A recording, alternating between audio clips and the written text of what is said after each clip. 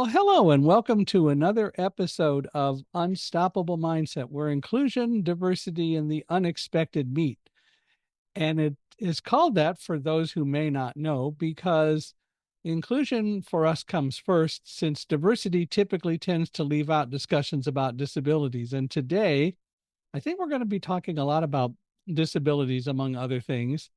Our guest is Stephanie Cawthon, and Stephanie is a person who happens to be deaf. So what I say is being signed to Stephanie, and then there is somebody who is going to be interpreting what Stephanie will be saying through sign to me. So you will notice as we chat, there will be some pauses, and that is because signing is going on. And so we will work with that. And I think it will be a fine time all the way around anyway. So let's go ahead and start. Stephanie, I want to welcome you to Unstoppable Mindset. And Stephanie happens to be a person who works um, in Texas. Among other things, in 2023, she founded the National Disability Center for Student Success. And she has had a lot of grants that have helped her. But she is now with her center at the University of Texas at Austin. And I was telling her before we started that I will soon be in San Marcos, Texas to deliver a speech. So that's not too far from Austin. And I will be accompanied by my guide dog, Alamo. Boy, it's going to be a Texas world. So it is Alamo as in remember the Alamo.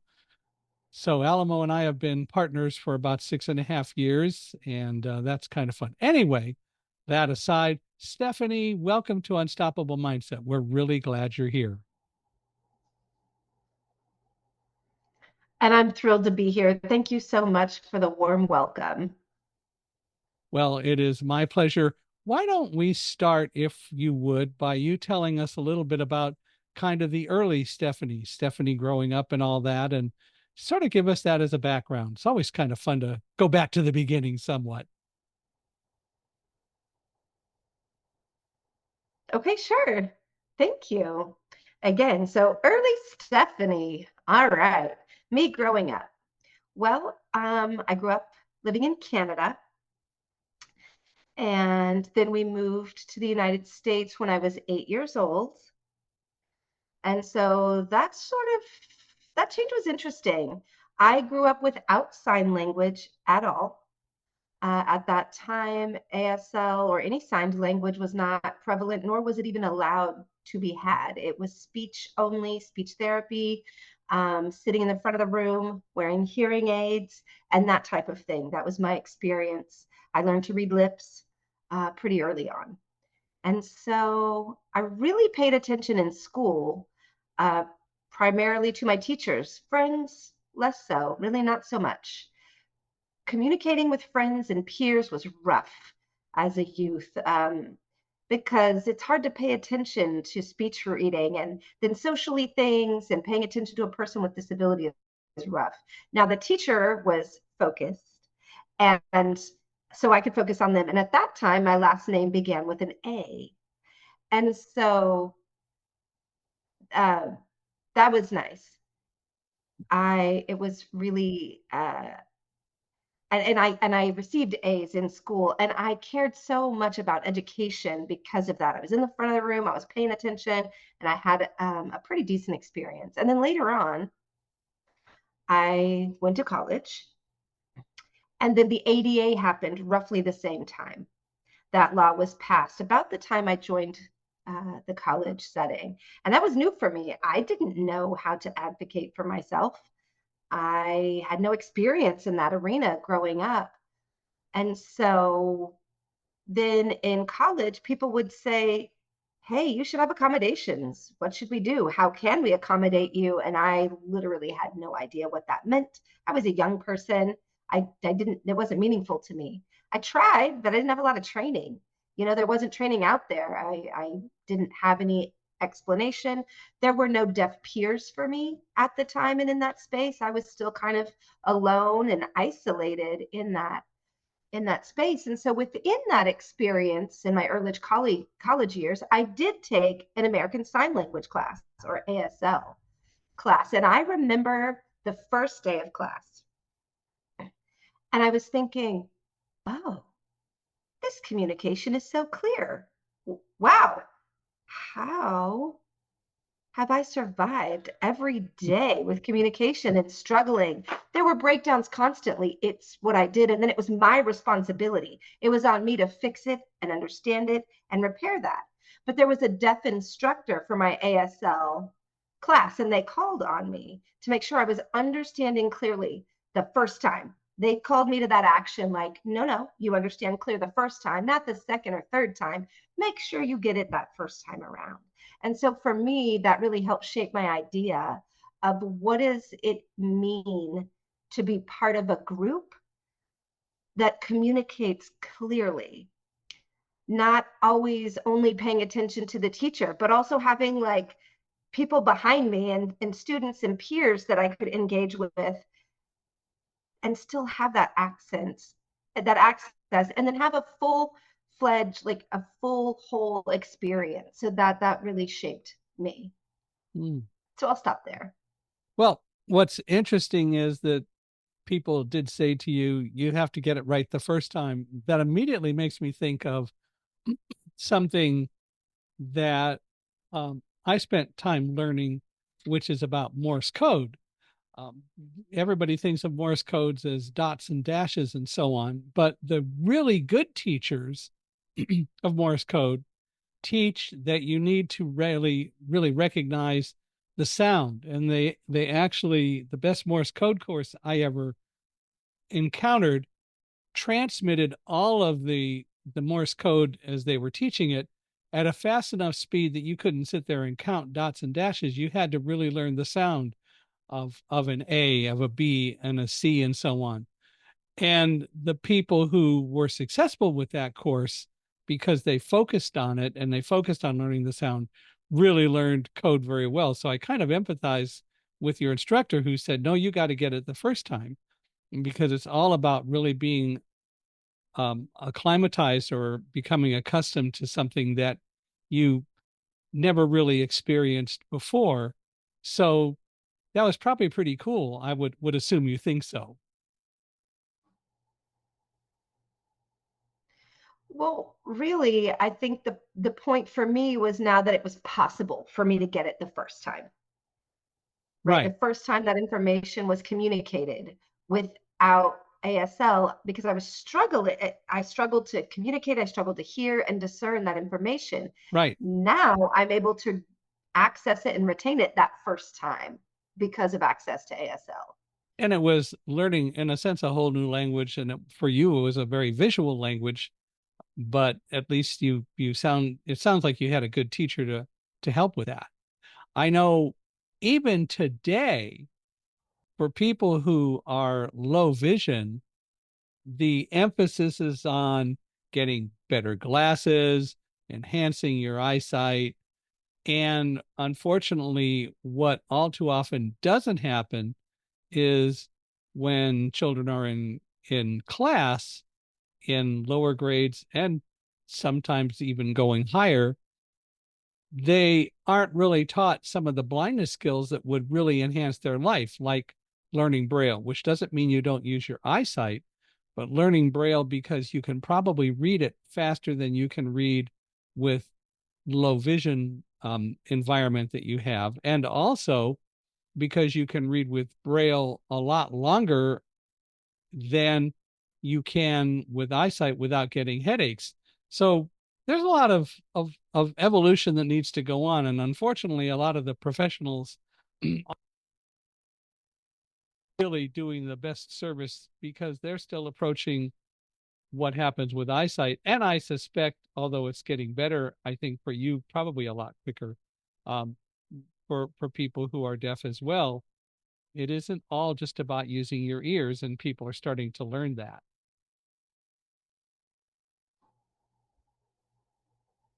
Yeah, for sure.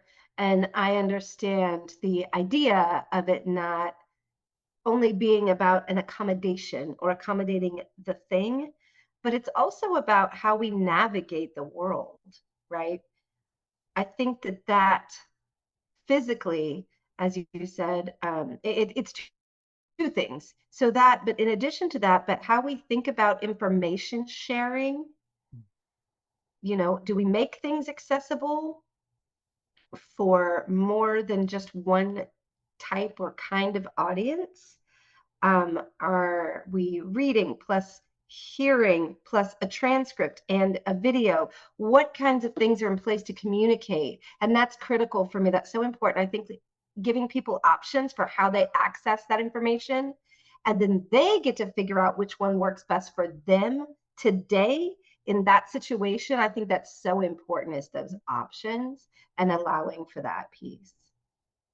And I think as part of that, it's engaging or becoming more involved in the conversation about disabilities and about everything else so that people become comfortable enough. How can we best accommodate or how can we best help? Rather than being afraid to ask because they grew up thinking that they could offend if they start to talk about a disability.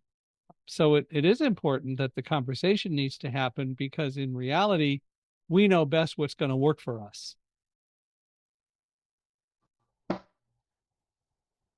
Certainly. And one thing that people often will say or ask me is, what do I say? How do I talk about this? How do I talk about Mm-hmm. disability? And so that's a very basic level thing that people often don't know what to do about it or what to do with it. And so for me, my recent work has been to figure out how to share ideas, share stories, and connect people. And so it's not just feeling weird about it, but putting that information, those stories out there. But why do you think people do feel weird about it? What do you think the basic reason for that is, and how do we address it? It's fear based. Yeah. People are afraid, is where it comes from. Disability is scary. And so I think for a lot of people, that's what it is. And that's the bottom line is that it's fear based. Mm-hmm. I agree. Absolutely. I think it is fear based. It's needlessly fear based, but it still is fear based because we're not teaching people in general that disability doesn't really mean a lack of ability, but rather it means that you may be doing things in a different way, but you're still doing the same thing. And we've got to get people in general over this fear and this perception that they have that if you have a so-called disability, then you are less than I am, whoever I am. And we've got to get enough into the conversation so that people begin to recognize, hey, you're really no different than I am. You just do things in a different way. And the reality is everyone does things in a different way from a lot of other people. So why should it be an issue? But it is.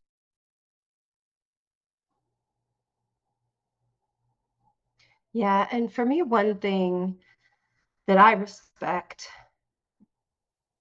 is that many people, um, it's their experience and their attitude surrounding disabilities, and they vary widely. So that fear is from a real place. They're coming from somewhere, some experience or something. So that's part of how I approach and support people and help them recognize and understand the impact of that negativity and the ableism that comes with it. And if we ignore oppression and we ignore that, that is not helpful. That's not helpful. So just to recognize and respect that once it's been disclosed, I find useful. I think that the whole issue about disabilities and fear and so on um, is is something that we do talk about a little bit and need to talk about more. But I also point out to people that, in fact, everyone has a disability on this planet. Everyone on the planet has a disability, and for most people, the reality is eyesight is a disability because you're light dependent. And the fact of the matter is that we have done a lot since Thomas Edison invented the electric light bulb to make sure that light is available on demand. But all that's doing is covering up the disability of light dependence. And so it works until it doesn't. But the fact of the matter is most people don't view that as a disability because it is so common. Most everyone is light dependent, and we have light available when we need it, as I said, until we don't. And then it becomes an issue again.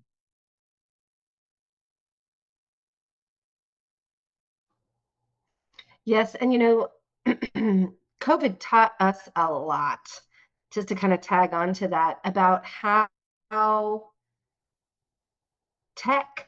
technology can support those with disabilities in different ways. And in addition to that, like you said, all people need access to options. We all have a disability, and as I was stating, having those options is good because there can be a breakdown at any time. But having options available, like I said, I feel like we learned that from COVID. COVID is what do we do? And people feel like they have a disability when their internet goes out, right? They just don't know now what. So it's interesting. It's real interesting living in this time in this place. You're familiar with a device that's not, I think, so much around anymore called BlackBerry, one of the early devices that people use to communicate electronically. Oh, I'll clue you into something. I'm old enough. I do know what a BlackBerry is. I figured you were. Well, I remember, gosh, it's got to be now 15 or more years ago, that suddenly Research in Motion, the company that makes them and has all the servers and so on, had an outage.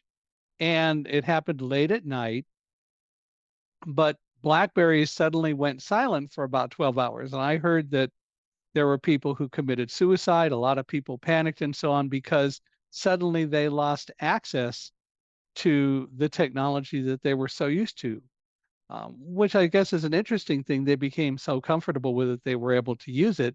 But the other side of that is that they didn't learn that it's always good to have options rather than just relying on one thing.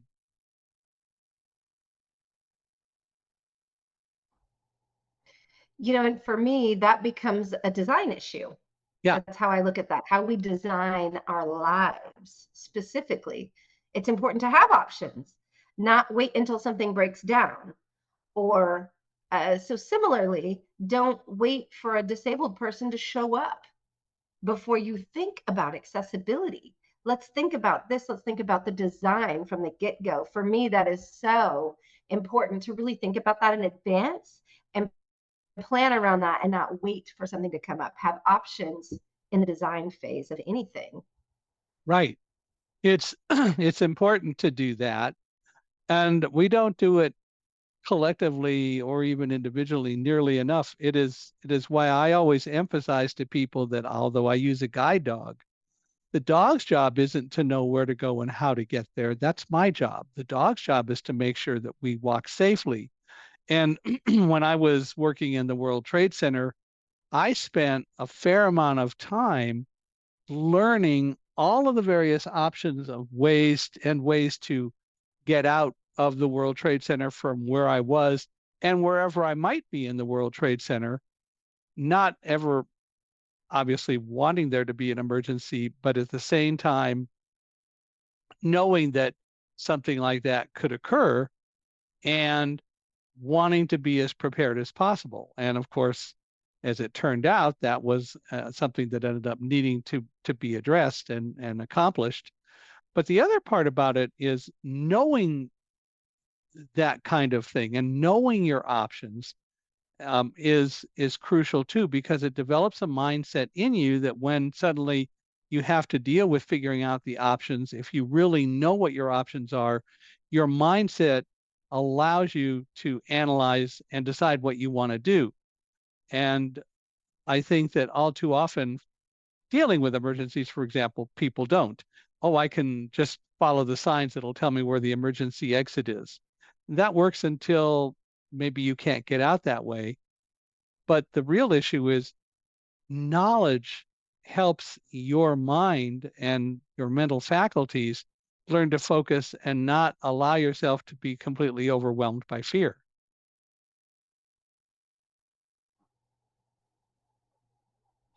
And for me, I think that that's one characteristic of a disabled worker or employee. That's a gift to the team, right? Is that flexibility and that flexible mindset, how to problem solve, and what are the options there and available to you, and then what happens when one of those options breaks down. That's always something we're considering. And one thing that I typically notice that is actually quite surprising is when a disabled person gives these options, some people on the team will say, oh, I never thought of that, and they respond with such shock. um, it's very surprising to me because a person with a disability will then say, well, this is my life. This is every day. I think of this, I do this, I bring this. This is just what I'm used to. This is how I do it. And so it's very interesting. Sometimes I'll post on social media on different platforms and stuff, why hire disabled people? And I'll say reason number one, and et cetera. And the first one is typically problem solving skills, because they have to. That is how they navigate the world. So And you're absolutely correct. And another is that if you hire a person with a disability, the odds are overall you will be gaining a much more loyal employee because we know how hard it is to find that job in the first place. And if you're going to be welcoming to us, we're going to want to, if at all possible, stay where we're welcomed rather than having to go off and face the same challenges of trying to retrain or train people and invade a new environment and make it work again. So it's always better if we find a welcoming place. We're going to want to stay there. And that's as true not only for employment, but for brand loyalty. If I go online and find a website that's accessible to me and I can shop on that website, I'm apt to want to try to continue to shop at that website as opposed to going somewhere else if I possibly can, because that website was welcoming enough to make sure that I was included in their shopping experience.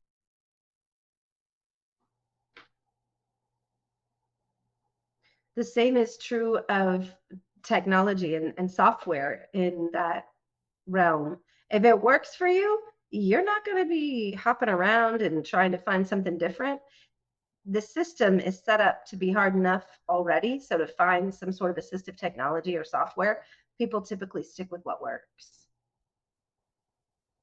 Well, and you're absolutely correct by any standard, and I think it's important to recognize that. And that's why we live in a pretty exciting time, technologically speaking, and we're getting into a more exciting time disability wise speaking, because more and more people, although it's happening a lot slower than a lot of us would like, more and more people are beginning to be a little bit more sensitive to the fact that we don't all do things the same way and that there is value in making sure that disabilities are included.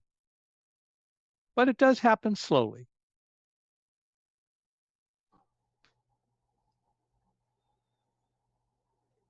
And I think outside of the disability or disabled community, that is where we'd like to see the biggest improvements, Right. right?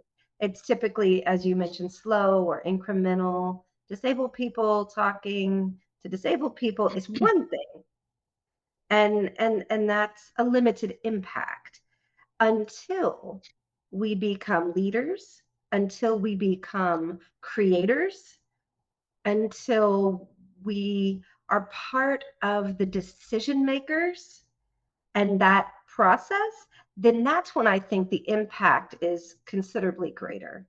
Yeah, I agree. Well, for you, having disabilities um, has certainly had a lot to do with shaping your life the way it is. Do you think you'd be doing something much different if you didn't happen to have disabilities, or has it really shaped your life in a lot of ways?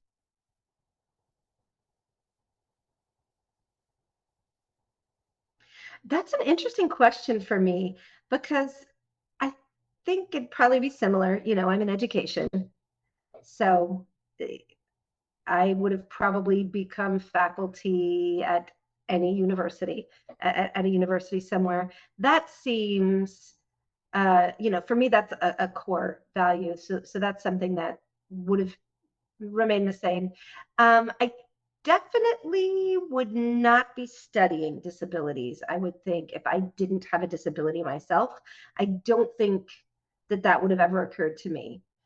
Um, Now, maybe from the beginning, my first interest, that it was language, and language acquisition. That was my first focus, and that was rooted in my understanding of deaf children.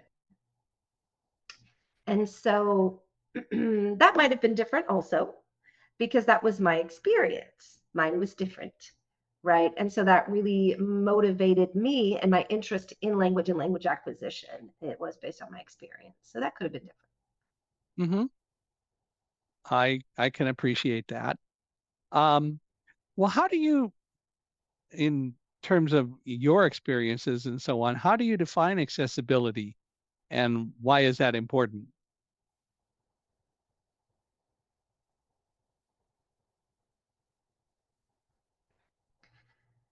So that definition really becomes a part of a larger picture for me.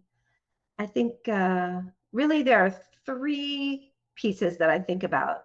I think about accessibility, meaning connection, and then there are three pieces to that: connection to myself or yourself. So an individual relationship. How, how do I know myself? How do I envision me in my future? What are my individual personal goals that I've set? Do I have a positive self confidence? Uh, all of those things. Those all relate to accessibility for me in terms of connection to self.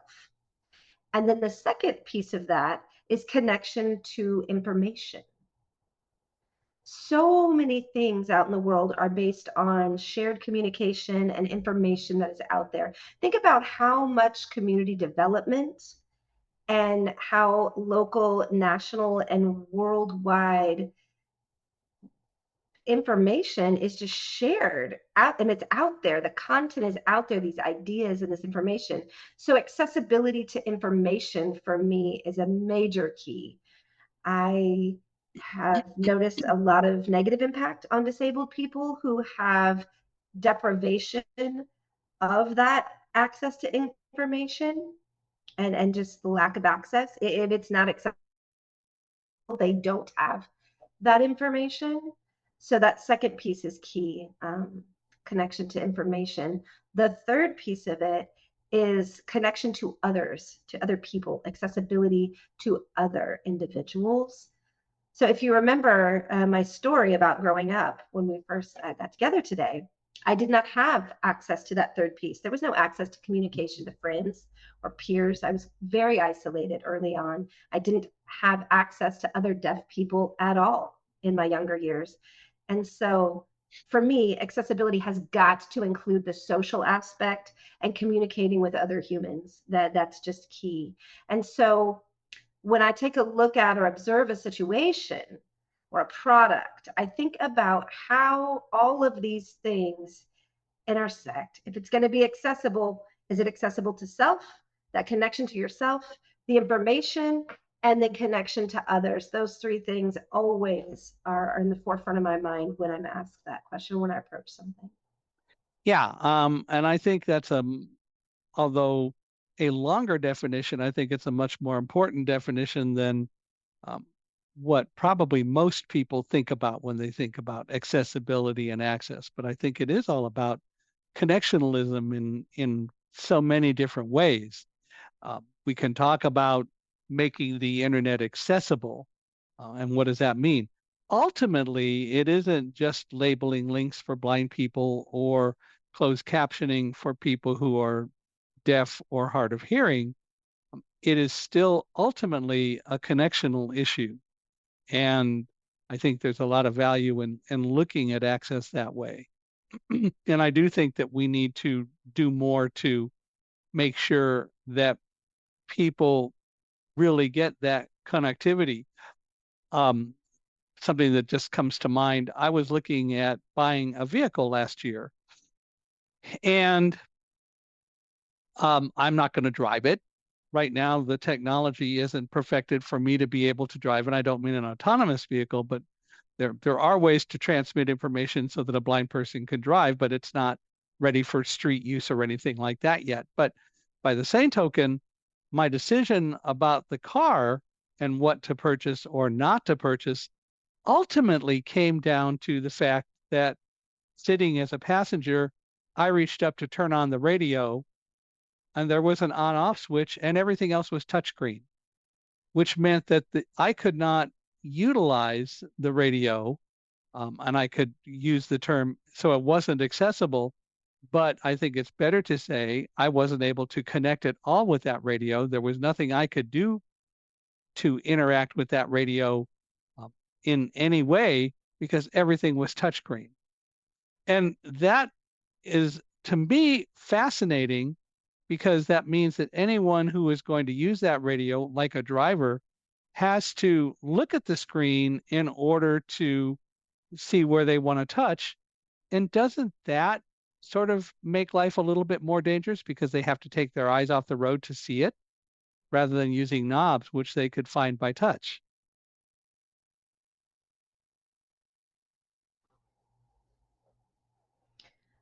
I love that example, Michael, because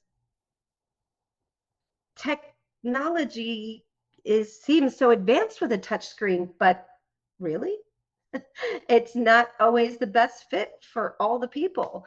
It's just because you can doesn't mean you should, right? So what a great example. Thanks. Yeah. Well, and again, it seems to me that the more fascinating aspect in some ways is that it still makes the driver take their eyes off the road in order to interact, and maybe they can do that quickly and all, but still it does mean for some fraction of time you have to take your eyes off the road.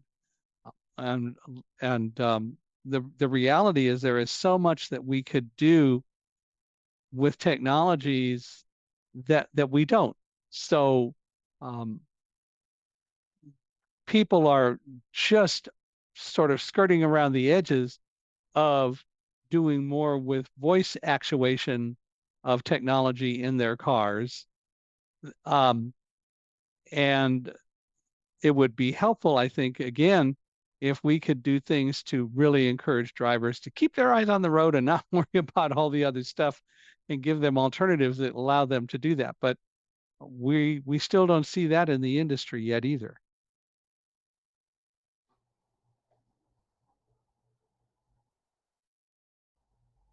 Yeah, and I'm assuming that that car developer or maker really didn't have a low vision person in mind as a driver or any sort of customer or consumer in that vehicle. I will Right. imagine that they did not consider that because potentially not the target audience. Yeah. And it wasn't beta tested with the broader public. So, Yeah. That's what we discover.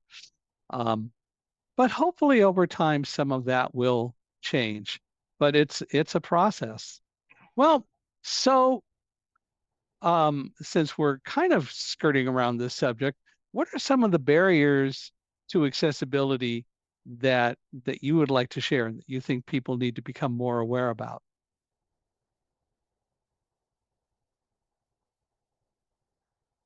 so more awareness is a key thing, certainly. I think often people um, have good intentions, but they just don't know what the impact is on people with disabilities. One example is that shows up regularly is low expectations. Hmm. Disabled people can't fill in the blank, however you'd like to say it. And so that for me is just on repeat. That's what is a pervasive attitude. And then out there with young people in my research, in my writing, and then in my teaching uh, of people with disabilities and working with those younger folks, they often say, dang, these low expectations, that makes it worse. Like that's the hardest is facing low expectations. Yeah, that's great. Technology is not the hardest thing for me. Accommodations, also not the hardest thing for me. The biggest thing that I find is what the young folks are telling me is these low expectations. That is what is creating barriers to opportunities for them. And so when taking a look at the research, and it's been many, many years, I've seen lot of research done in this area, and you can measure expectations from parents and teachers. And so then 10 years later, the outcomes from those youth are so low if there's a negative or low expectation early on, the outcomes are very poor in a longitudinal study. Yeah. Well, and I think expectations or lack of expectations is probably the biggest thing that we face. I mean, for years, and it still is true, the unemployment rate among employable blind people, people who are deaf or hard of hearing, or who have other disabilities, has been significantly, or better yet, dramatically higher than the unemployment rate for employable persons who do not have what we would regard as a traditional disability. And it isn't because we can't work, it's because people think we can't work. And that, of course, is ultimately what we need to address. And hopefully, as we are able to carry on more of the conversation, we'll be able to educate people about that. When I think also people assume a lot of things about what they see in someone's behavior. There are a lot of assumptions that go on. So if there's a person with a disability, specifically mental illness or a mental health related issue, Hmm. that has skyrocketed now. Mental health issues really, really increased number of folks experiencing that. And then still others make assumptions about, oh, that person's lazy, they're just lazy, or they're unreliable. And most things are not real positive when those assumptions come up. There is like, hey, let's give some people some credit, you know? And so I think that that type of assumption and attitude um, is really where some of this comes from, is about behavior and performance on the job or at school. And if someone is not meeting those expectations of what they should be doing, and they have a mental health issue or a disability, then I think about, well, where are these assumptions coming from? Is it about their ability? Actually, do they need treatment? Do they need accessibility? What are the different, or what kind of flexibility could they be afforded? So sometimes it's a systemic issue that that person just needs a little bit of support within that system, and it changes everything. So I think those assumptions really come into play in that space. Yeah. And that is, I think, the biggest barrier that we have to address is the whole assumption syndrome that we tend to encounter, because people make assumptions that are absolutely not true. And oftentimes we don't even necessarily know about them because they don't verbalize the assumptions that they have either.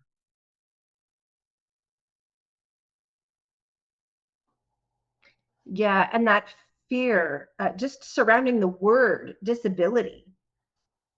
And so it's real interesting how that then becomes um, a reason for silence. Yeah. And So it all comes back down to the same thing. And I think you're absolutely right. Um, and it is just something that has to be more of a growth issue. I remember, and I've talked about it a couple of times on this podcast. One time, my wife and I were going into a restaurant for breakfast where we lived in San Diego County. So it was sometime probably around 1993 or 1994. And my wife, Karen, was in a wheelchair her whole life. So, as I love to tell people, she read, I pushed, worked out really well. But still, when we went into this restaurant, we were standing at the counter waiting to be seated. The poor hostess behind the counter had no clue how to deal with us. She kept looking at me, and I'm not making eye contact, most likely with her. She'd look at Karen, who's down lower, sitting in a wheelchair and all that. And this woman didn't even know how to say, "Can I help you?" She was just totally lost because she was confronted by a situation that just overwhelmed her with a lack of knowledge or certainty as to how to deal with it. And so finally, Karen said to me, the hostess is behind the counter and she doesn't know who to talk to. And so I just, she should just speak up and we'll take it from there. And that finally broke the ice. But people don't learn very well, or we don't collectively as a society teach people very well how to deal with difference.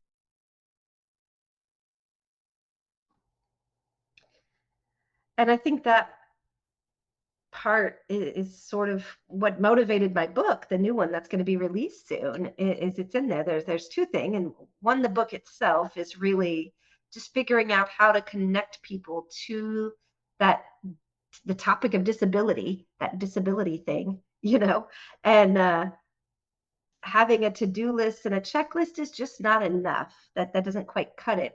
We need to know why and what there's more to it. What's underneath that uncertainty or that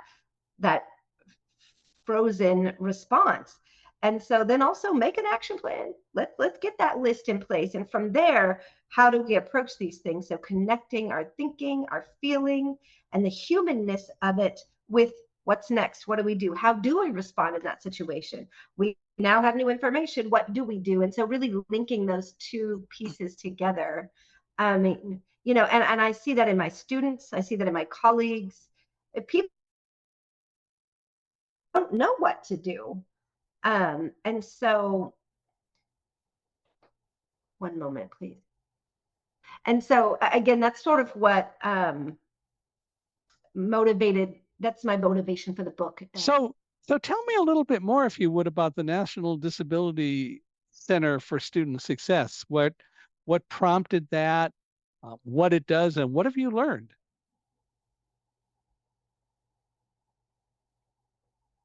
All right. Well, it's funded by the federal government, by the feds. And so they saw a gap in the research related to disabled students in higher education spaces. And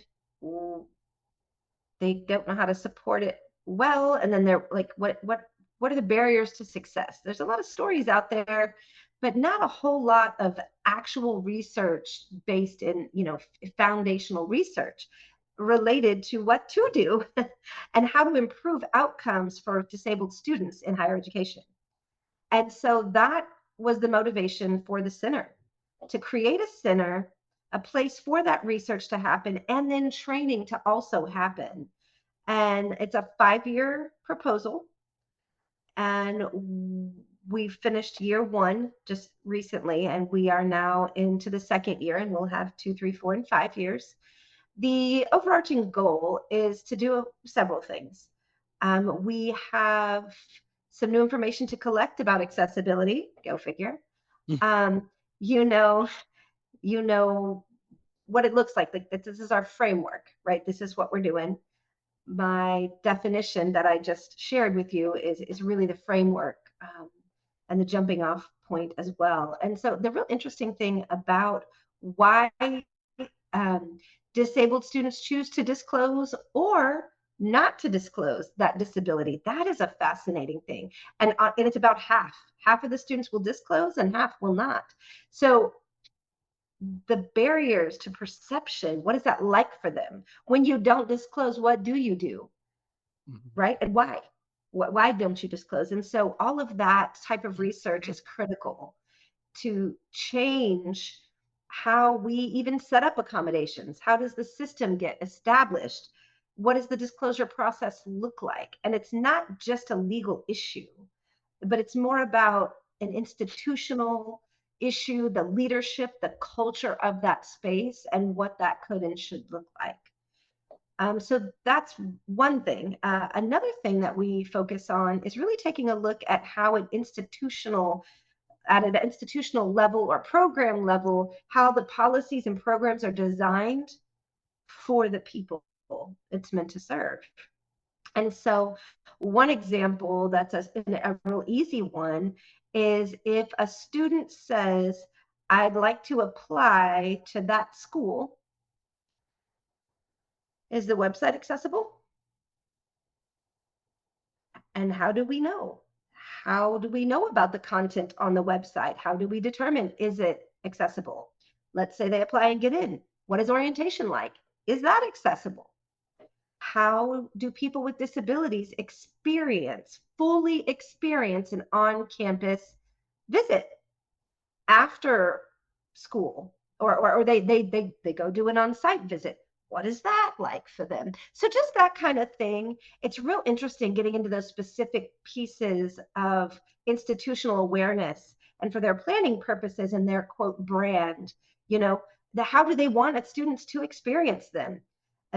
And how much are they including students with disabilities in that? And later on, we'll be doing some research in terms of the outcomes and careers and job success and such like that. But that's sort of where we're at now in the center. Well, I would think, like most anyone who is doing research, um, you're studying and being objective, but at the same time, having been a person with a disability your whole life, you probably have some general thoughts as to how things will turn out, as you're continuing to research. But the question that I have is, have you found or have you encountered any real surprises? Have you learned something or discovered something that you thought was a certain way and turns out it's not? So you totally were surprised?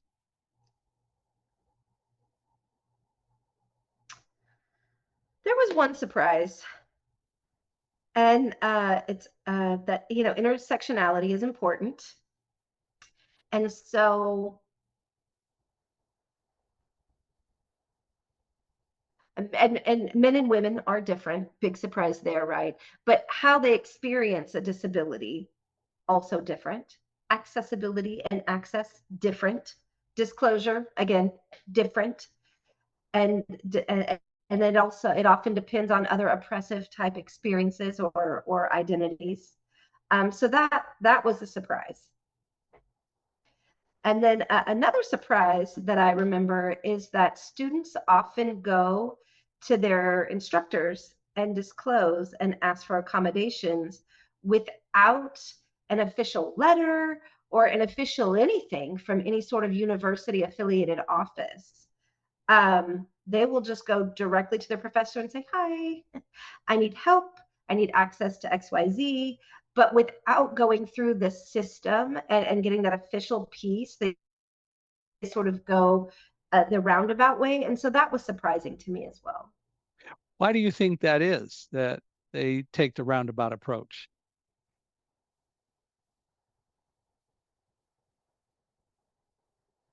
I think when it's time sensitive, that's when they're like, ah, this is what I need. This need has shown up. It's potentially the last week of the semester. The test is today, these sort of things. And the system takes time, right? And so I believe that, yeah, and sometimes months to get these things in place. And so time sensitivity is a big one. And the feeling of safety, this one instructor that they can go to. You can pick and choose when to disclose. You don't have to disclose everything right at the beginning and have something in your file that follows you. This is one professor, one time, as needed. Um, and it might also be a personal relationship that they've established with that particular instructor in person. Now they're comfortable. The system is not personal, it is not friendly, it is a system. Whereas an instructor, over time, that is personal. And so a feeling of safety, I think, plays into that. Yeah. Um, One of the things that I did in college was I took the initiative of going to meet the chancellor and made an appointment to meet the chancellor of the university, and actually ended up having several conversations with him and meeting some of the other higher end school officials. And I think that was valuable to do because they got to know me as well. But uh, I again, I think I because of that made it personal, to use your terminology, and I think that makes a lot of sense. So, with the grant that you have, what do you expect to accomplish by the time 5 years have gone?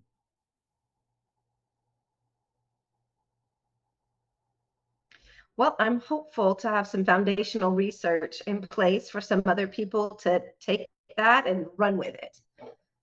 That's what I'm hoping for. In addition to that, develop a measure that is culturally sensitive to disability and really have that developed and in place. Um, a measure of accessibility. Hmm. And that's really important because we've got students who have disability who are leading and in the process of leading. And so, it's not just me, right? There are many students involved in this effort and with this grant and center. And so, and as peers, they're developing things. And so getting those measures in place. Third, really, is to raise awareness. You know, disability is there. There are students with disabilities on campus. It's not just an ADA issue. It's not just a legal requirement we need to satisfy. It's more of understanding the culture of the campus and that the culture of disability needs to be included. When we talk about diversity and that population, you've got to include disability in that conversation. Yeah. And I would imagine one of the main goals of the grant is to create a vehicle to help raise that awareness.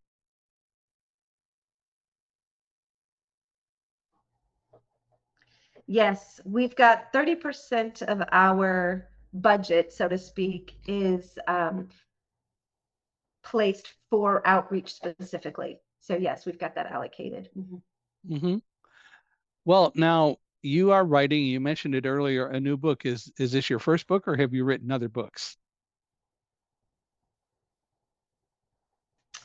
I have, I believe this is book number 5 for me, 4 or Wow, there 5, you go. one of those. Uh, my first was not an academic or academia type book, but where, excuse me, this is the first book of all of them that is not academic or academia focused. This is my first one, a little outside of that. This is So, more for a general audience, the general population. what's the name of the new book? Disability is human. And what The is, oh, go oh ahead. well, I'm so sorry. There's more to it. The vital power of accessibility in everyday life.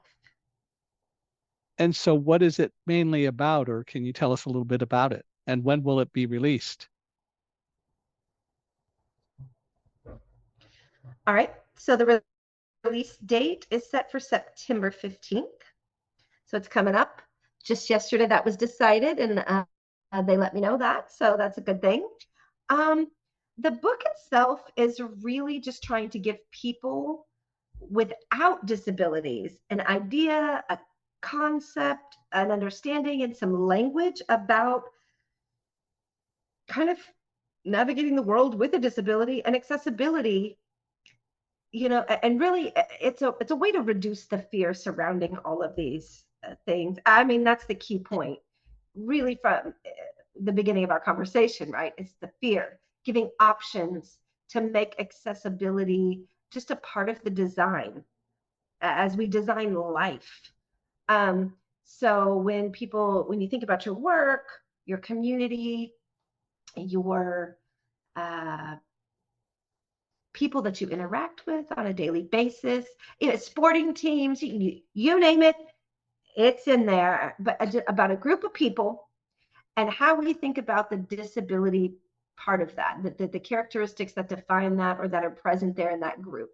Things that you can do when a person with disabilities is involved, they typically are. What can you do? So it's a really more of that type of feel. Who And lots of stories in there, lots and lots of stories and anecdotes, some from me, many from other people included in the book. So yeah. who's publishing the book?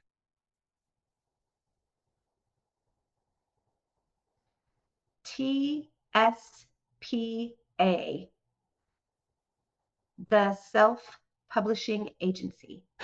Okay, It's an amazing group. perfect. And yet, my four other books were all published in a traditional way. And I don't have 2 years to wait for this, but we don't have 2 years to wait for this. So that's why, yeah. Now, you, I gather, wrote a workbook to go along with the book. Tell me about the workbook, if you would.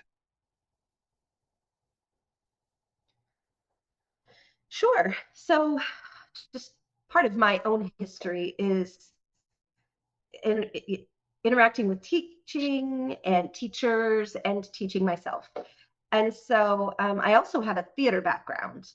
And so those two things together really helped me sort of figure out how to create activities for people to interact and engage and have some more applicable information to go with it. And so the workbook gives different options and activities of how to creatively do these things. You could do it alone. You could do it with other people, this workbook and the activities. So it could be like a book club experience. It could be a training experience. People maybe want it for professional development in a group setting or in an individual setting. Maybe let's say a person's teaching a course and they want to know what to do with their group or their class. This workbook will come in handy for that. And so that's the reason that I even came out with a workbook. There's some assignment ideas in there, so all kinds of options for that workbook. Well, it sounds exciting, and I'm looking forward to learning about it. And you said it's coming out on September 15th. Will there be an audio version of the book? Do you know? Yes, those will be released separate from each other, but yes, there will be an audio version released. Mm-hmm. Cool. Well, I want to thank you for coming and spending an hour with us today. I think it has been fun, and I have definitely enjoyed getting to have a really in-depth discussion about the whole issue of disabilities and accessibility and so on. I hope that you have enjoyed it as well. So I really do appreciate you being here. And I hope that those of you listening found this to be valuable as well, and that you learned a lot from Stephanie. I did. So we'd love to hear your thoughts if you would. We'd love to hear any of you who are listening. So if you'll contact us, I would appreciate it. You can reach me at Michael H.I., Michaelhi, at Accessibe, ACCESSIBE.com. You can also go to our podcast page, which is www.michaelhinkson.com/podcast. Michael Hinkson is MICHAELHINGSON.com/podcast. And wherever you're listening, I hope especially with this particular episode, give us a 5-star rating. We value that very highly. And for all of you listening, and Stephanie, you as well, if you know of anyone else who ought to be a guest on Unstoppable Mindset, we would really value highly you letting us know or introducing us, because we're always looking for people who want to come on and help us all recognize that we're more unstoppable than we think we are. So with that, again, I want to thank you for being here. I have enjoyed it. And it's been a pleasure to have you on today. So thank you. Well, thank you so much.